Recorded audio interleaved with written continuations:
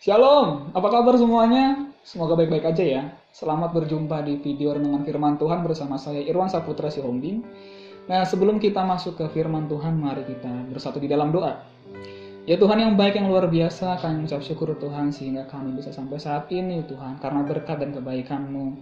Ya Tuhan, sebentar kami ingin membaca firman-Mu Tuhan Yesus, biarlah Roh Kudus menuntun kami sehingga kami bisa mengerti apa yang kami pelajari dari firman Tuhan. Di dalam nama Tuhan Yesus kami telah berdoa dan mengucap syukur, haleluya, amin. Nah, firman Tuhan kita kali ini terambil dari Kisah Para Rasul 1 ayat 8. Berbunyi, tetapi kamu akan menerima kuasa kalau Roh Kudus turun ke atas kamu, dan kamu akan menjadi saksiku di Yerusalem dan di seluruh Yudea dan Samaria dan sampai ke ujung bumi. Amin.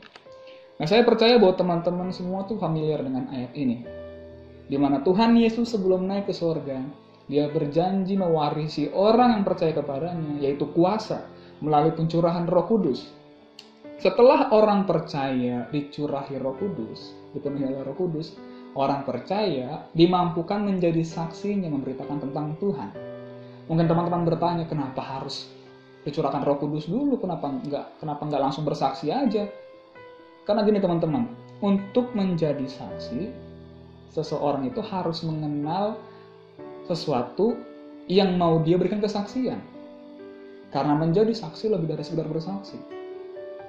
Kalau orang bersaksi tanpa mengenal apa yang mau dia berikan kesaksian, dia saksi palsu karena dia nggak kenal. Tetapi saksi yang benar-benar saksi adalah dia mengenal objek yang mau dia ceritakan. Ada sebuah sumber dari Undang-Undang Nomor 8 1981 dalam pasal 1 angka 26 KUHP, di mana saksi adalah orang yang dapat memberikan keterangan dari apa yang ia dengar sendiri, ia lihat sendiri, dan ia alami sendiri. Jadi saksi ini mengenal apa yang mau dia ceritakan, apa yang mau dia berikan keterangan, teman-teman. Dalam hal ini kita menjadi saksinya Tuhan. Kita harus kenal Tuhannya dulu. Kita harus memahami Tuhan, kita harus tahu Tuhan seperti apa, Dia baik, Dia hebat, sehingga kita bisa memperkenalkan Tuhan kepada orang-orang di luar sana. Nah, terus bagaimana sih kita bisa menjadi saksinya? Bagaimana kita bisa mengenal Tuhan? Pengenalan akan Tuhan itu merupakan bagian dari pekerjaan Roh Kudus.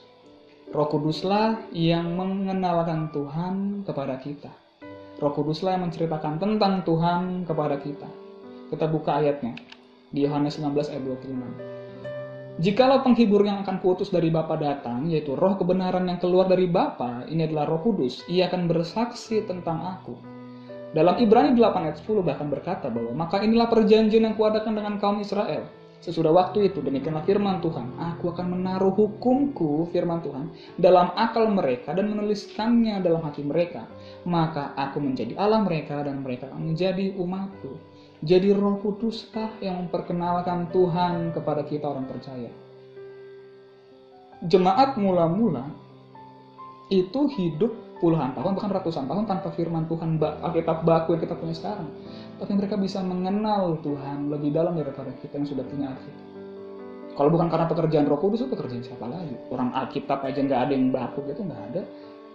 Mereka mengenal Tuhan oleh pekerjaan Roh Kudus, begitu juga kita untuk menjadi saksinya. Kita diperkenalkan oleh Roh Kudus tentang Tuhan. Tuhan berbicara melalui Roh Kudusnya kepada kita sehingga kita bisa mengenal Tuhan dan kita bisa berbicara kepada orang-orang. Lalu bagaimana sih kita bisa menerima Roh Kudus? Dalam Lukas 11 ayat 13, Roh Kudus bisa kita terima dengan memintanya, ya pastinya dengan iman. Firman Tuhan berkata, jadi jika kamu yang jahat tahu memberi pemberian yang baik kepada anak-anakmu, apalagi Bapamu yang di sorga, ia akan memberikan Roh Kudus kepada mereka yang meminta kepadanya. Jadi kita bisa minta Roh Kudus, lalu Tuhan memberikan Roh Kudusnya kepada kita yang memintanya.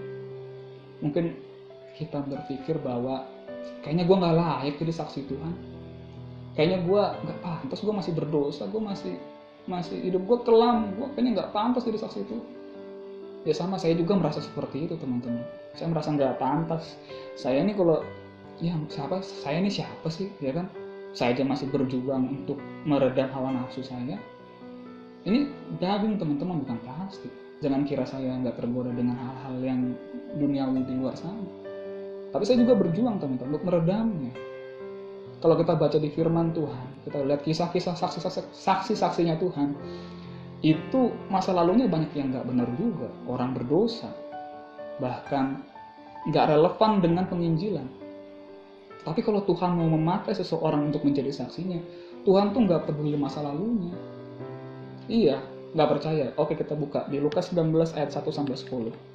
Ini merupakan salah satu kisah yang sangat menginspirasi di mana Zakeus, seorang pemungut cukai, kepala pemungut cukai, bertemu Yesus, berubah menjadi saksinya Yesus.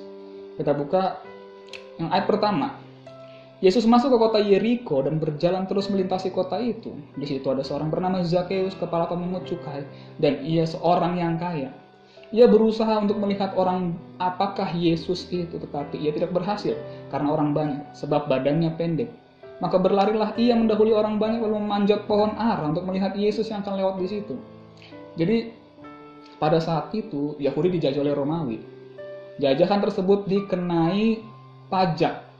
Pajaknya itu berupa pajak perorangan, pajak tanah, pajak barang. Itu cukai tadi. Bagi rakyat pada saat itu, pajak tadi sudah memberatkan. Apalagi ketika pajak tersebut dipungut oleh pemungut cukai, diberikan kepada penjajah. Itu kan kejam banget. Bahkan diperas lagi.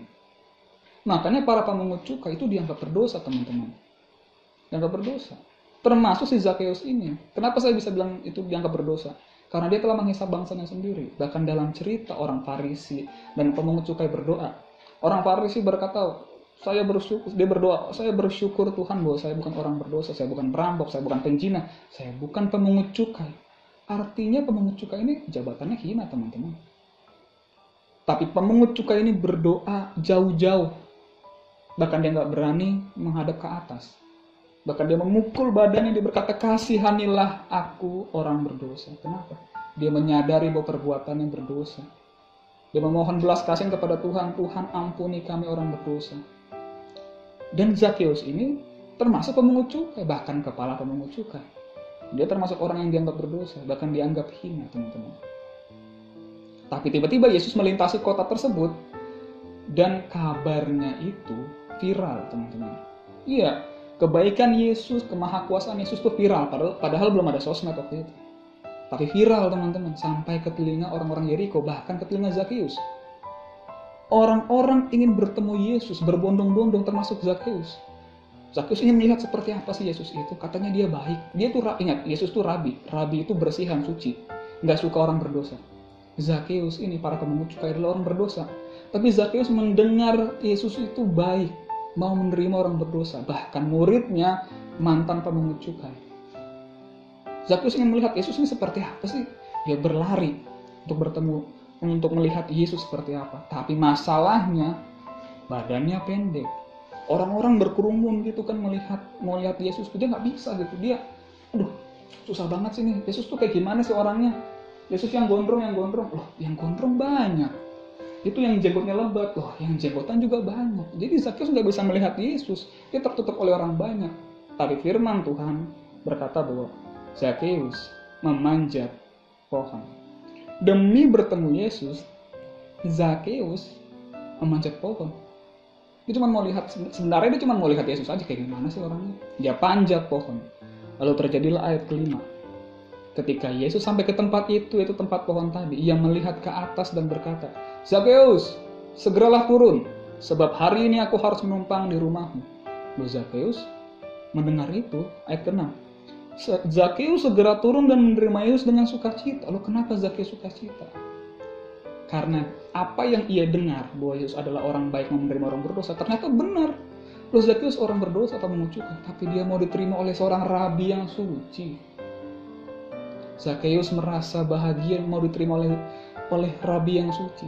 Nggak ada di firman Tuhan ketika Zakeus diminta Yesus untuk nginap di rumahnya, Zakeus nggak bilang gini, Yesus nginep lagi, mana bawa murid 12 orang nih, pasti makanan gua habis nih, makannya banyak nih. Enggak. Zakeus happy, Zakeus sukacita untuk menerima Yesus di rumahnya. Bahkan ayat 8 tuh sangat keren banget. Pengenalan akan Yesus mengubahkan orang berdosa jadi saksinya Tuhan.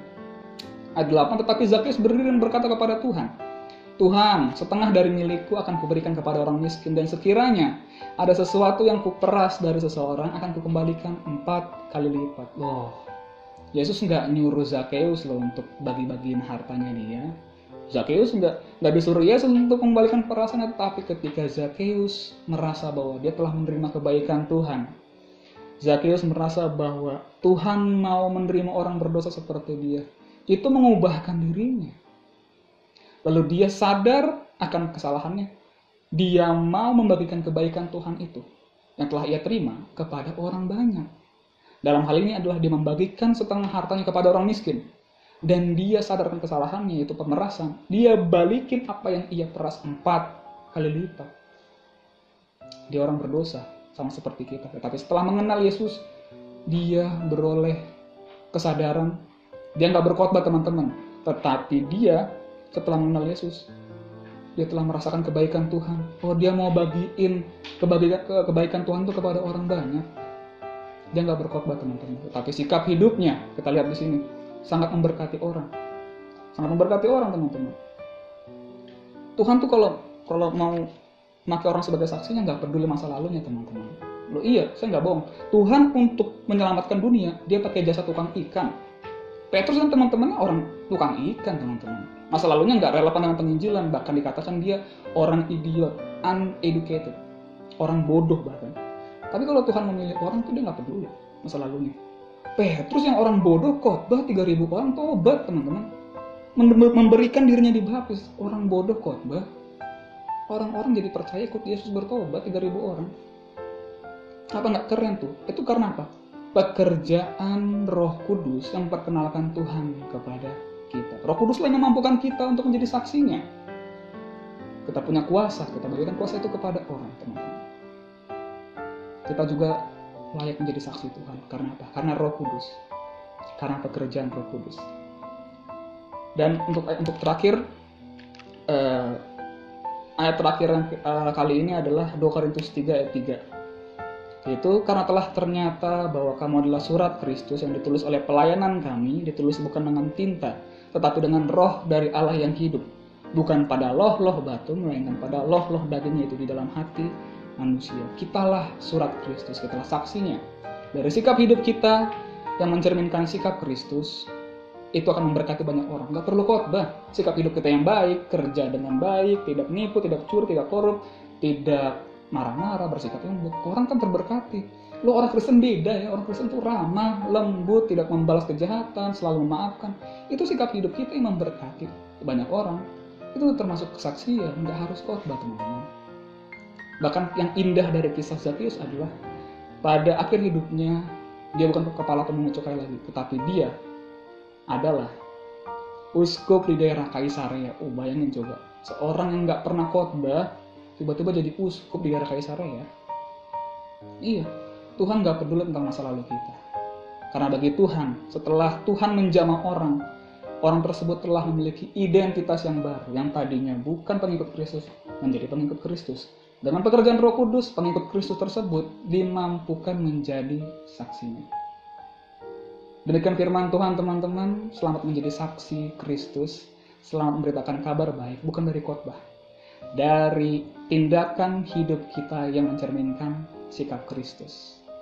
Tuhan memberkati, mari kita bersatu di dalam doa. Tuhan, terima kasih untuk semua kebaikan dan kemurahan yang Kau berikan bagi hidup kami, Tuhan. Kami telah selesai membaca firman-Mu, Tuhan. Biarlah kiranya firman-Mu menjadi rema dalam kehidupan kami, menjadi suluh dalam kehidupan kami, sehingga kami memiliki pedoman yang tepat berdasarkan firman Tuhan. Terima kasih Bapa. Di dalam nama Tuhan Yesus kami telah berdoa dan mengucap syukur. Haleluya. Amin. Tuhan Yesus memberkati.